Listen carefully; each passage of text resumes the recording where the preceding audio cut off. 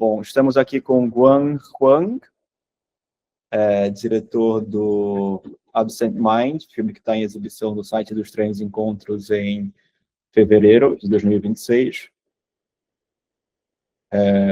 Bom, I'm gonna start asking you about how was for you when you start making films? If I'm not sure if you started making films in the US or in China, or how was this background that you came from? What was it like to be when you were growing up, or like a teenager, or when you started actually making films? I don't know. I think while I'm back in China at that time, at my high school time, I didn't expect myself will, do this kind of filmmaking in this future, like the filmmaking I do in the US. It's like really, my interest was really different. So during my high school time and during my college time in the US, probably not just because of the transition of the the physical background, like the move from one country to from your homeland to another country, this sort of the location transition, but also because about the film you have watched. When I come to United States, that's when I started to sort of contact more about more experimental filmmakers like James Banning and other experimental filmmakers work like Michael Moore or something. And that's when I really started to sort of really thinking about what kind of narrative should I actually make. And it's also gets my creative direction is sort of affected by the other classmates also, because I found that they are doing some films okay, but those films are usually not that related to the where they have been right now. Is to some of the content of their film could be happening at anywhere, and they just sort of filming it at a studio or something. So I started to decide that I have to make some film that really relate to my recent situation right now, at this place, at this time. And I want to really really collect it to myself in Yeah. order to really to make the film itself looks persuasive to me. Or otherwise, I think it's sort of less appealing to me. Yeah. Okay. So you went to the US to study film in Boston, right? Yeah, in the sort of college to study film production. Where did you come from China? I come from the southern city in China called Guangzhou, and it Guan- has a weather sort of a nearly tropical weather, but it's sort of really easy to live. Not that really harsh. The living pace is not that really harsh. Uh, then you shift into a city like Boston, which is a complete different landscape. Even in the visually, after I sort of arrived to the Boston airport, and I call an Uber, and what I see from the Uber's window, outside the Uber's window, everything was so much different to the what you have seen in the homeland. Just another different visual composition. Yeah. Yeah, I was wondering when you mentioned the physical location thing, because I guess that your film in a way shows very specific places that I was wondering how much, like how familiar those places were to you, because it seemed to me like they were places that you really knew well, or that you were familiar to be uh, on those places. And also, I don't know, like, I guess what I'm trying to ask is like, uh, how autobiographical the film is, you know, like how close to your experience in the US the film feels. I think for the case of absent mind, I think like it's really close to me those places because like the those places I have filmed is really just like the walking distance to my apartment actually. Like even the apartment that we have filmed is just like sort of like my downstairs. It's in the same building as my apartment, and also the garden is just like sort of like 100 meters away from my house, and also there's sort of like other street scenes, sort of like they are also really close to my home. I guess there's only one specific thing about that sort of like the shot on the car to to filming the whole street. That one I have to do a little bit research.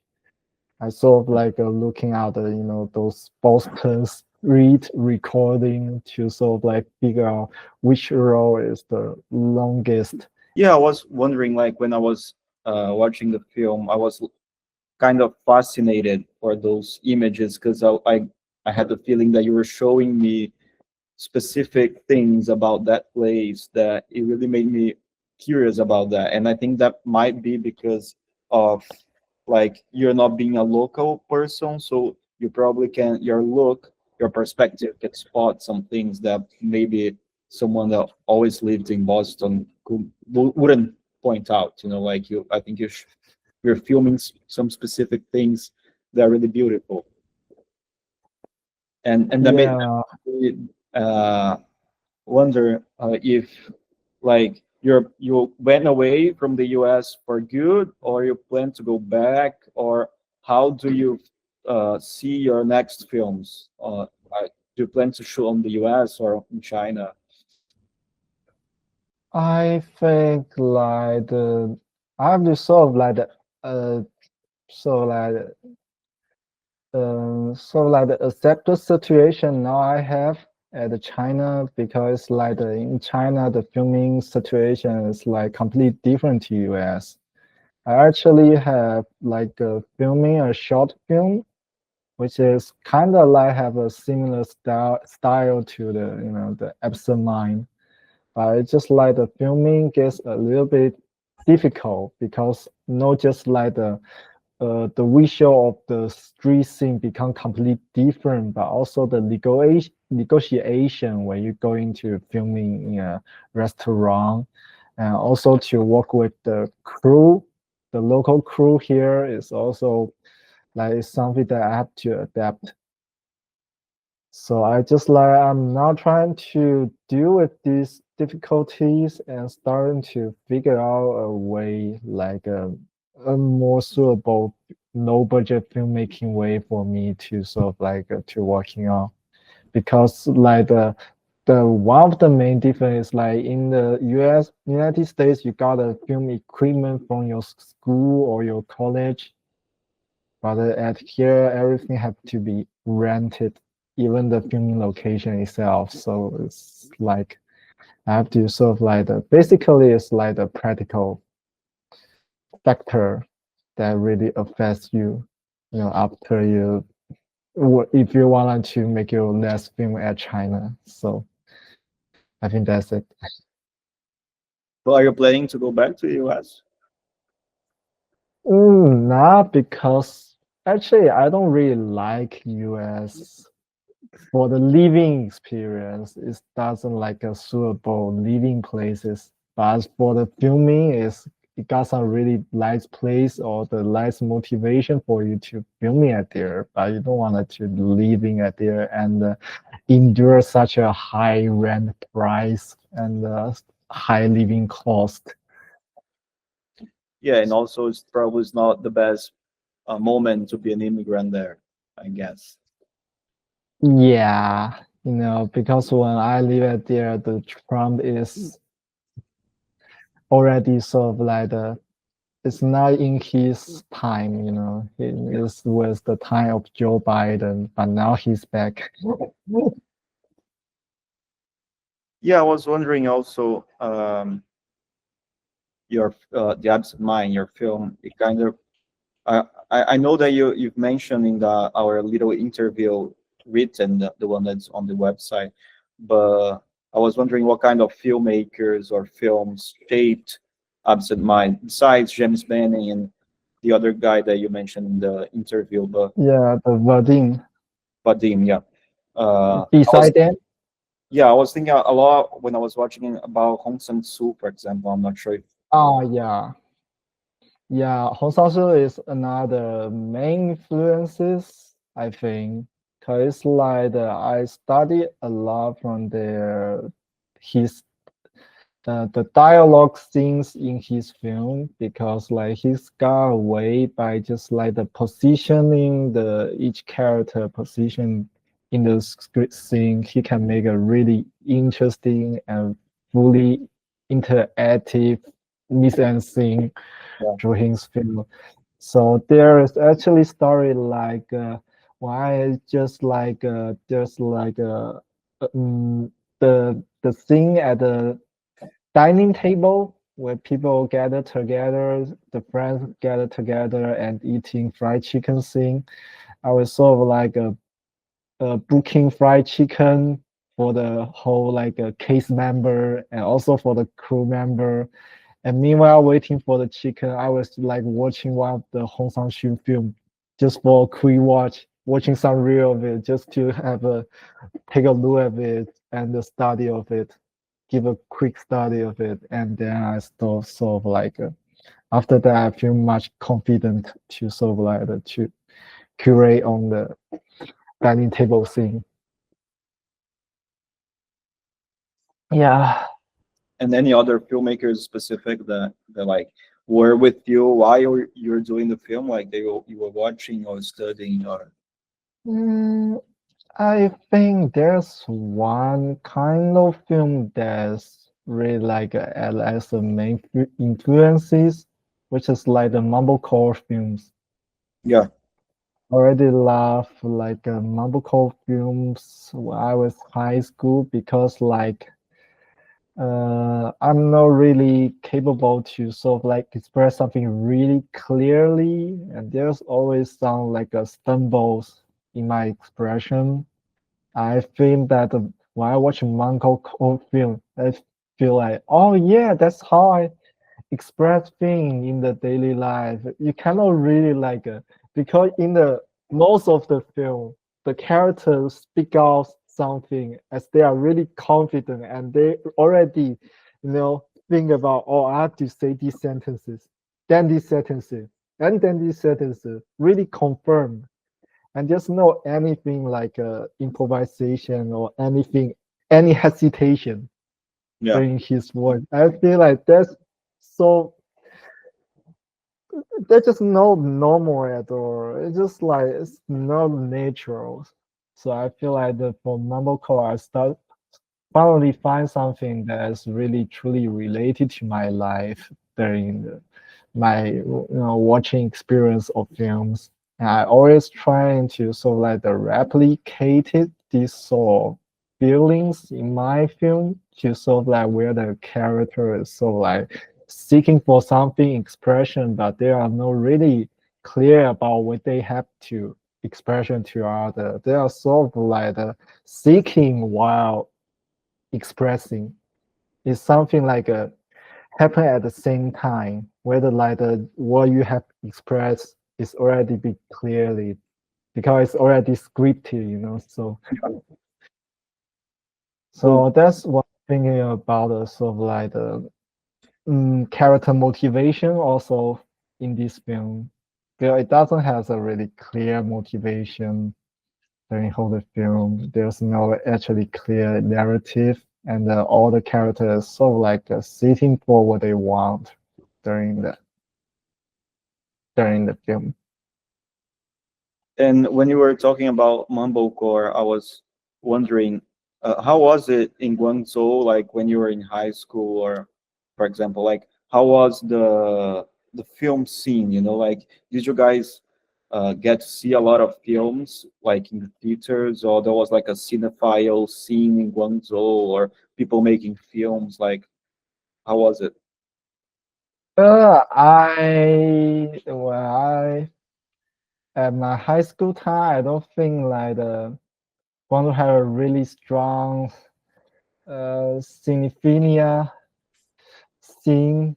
Like there's no such a like a scene for the filmmaking. They just like the only some for me, I just feel like I just like a watch film at home on my laptop. And I have also organized a film club at the Guangzhou at that time, which is sort of like my beginning of the film curation because now I'm also a film curator for my own festival. But it's like I think like compared to many city in China, Guangzhou is the one that has less vibe for the the filmmaking and the amusement for the film watching films too. And at that time, there's only like one or two independent organization that curate some film screening, like the one that have curated film screening for David Lynch film. I remember. And after I back to United States, the situation getting better. I think there's like a one or two independent festival appears in Guangzhou, and there's even some uh, location like some bars, some libraries starting to like showing films frequently, like once in a week.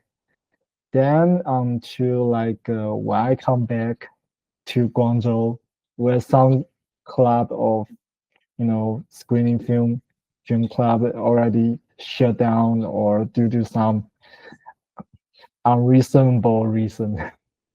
So I think like it's now we are still struggling, but I hope I can also do something. So I curate.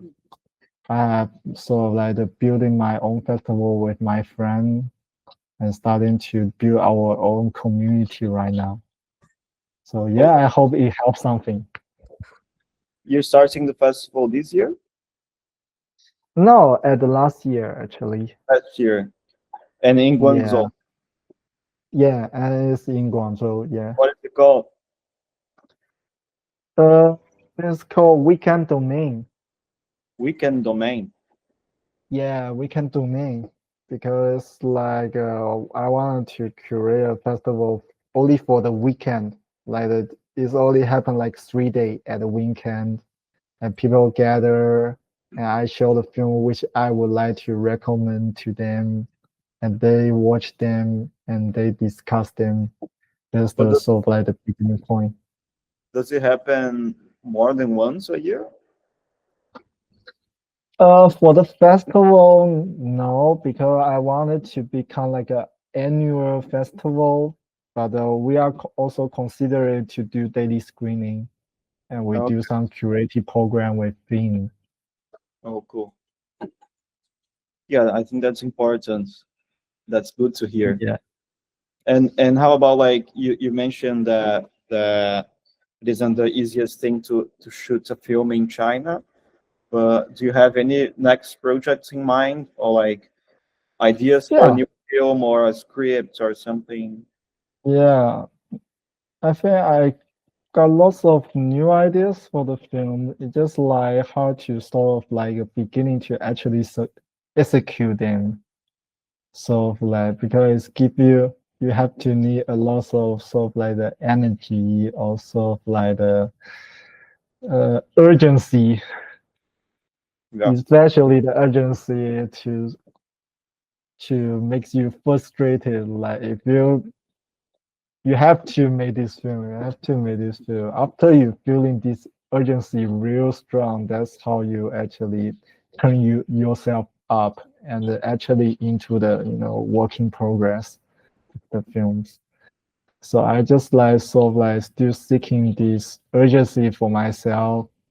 Yeah, now I got some like project idea, whether small and big. I also would like to try some like a small experimental film as practice. And I can sort of like gaining those experience and make those more experimental films onto the making, bigger scale narrative film. I hope that could be work for my filmmaking. Like you got double side, experimental side and narrative side. Mm. Oh, that's cool.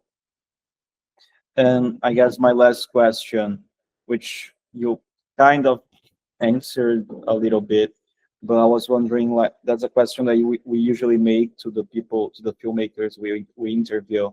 That's like, what have you been watching recently? That's like uh, new cinema, like cinemas, like filmmakers or films that came out recently that you've been watching and that you liked it and that you want to recommend them.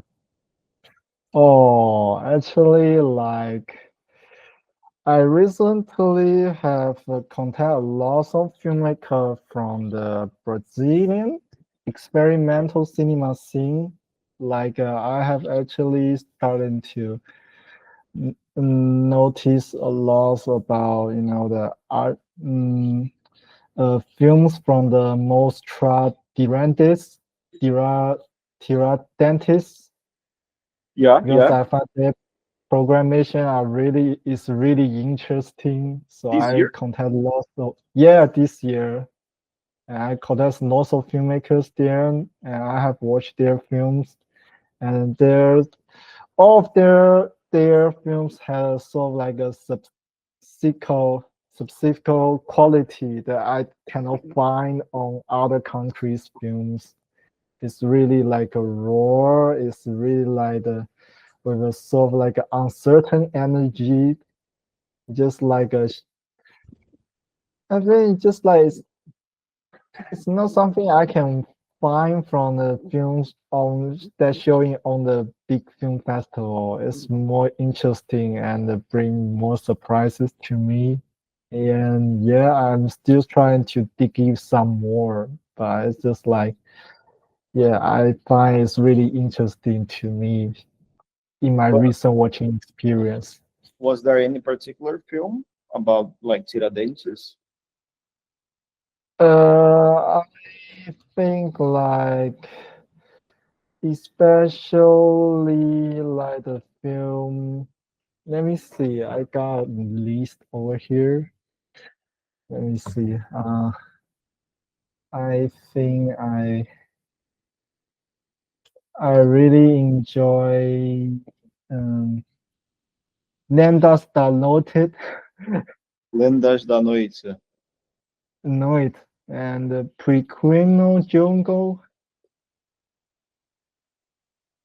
Yeah. and How did you get in touch with and these films? mm, How did you get in touch with these films? Like, I just like trying to seeking for the contact information of those filmmaker, and I was trying to contact them. And recently, there's also a film called like let me see. This one is a specifically one. SOM Sodere. S or M? SOM S JDR. J D.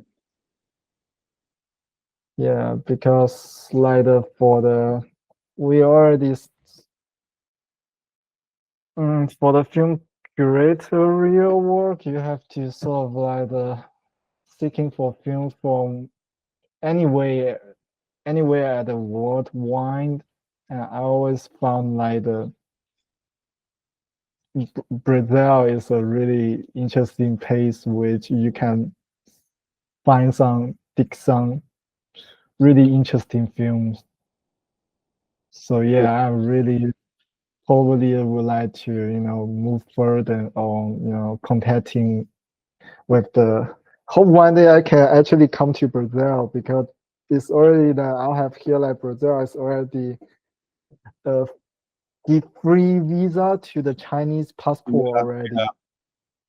yeah. Yeah, so maybe there will be opportunity I will come to Brazil in the Let future. us know, please. We would be thrilled to welcome you here.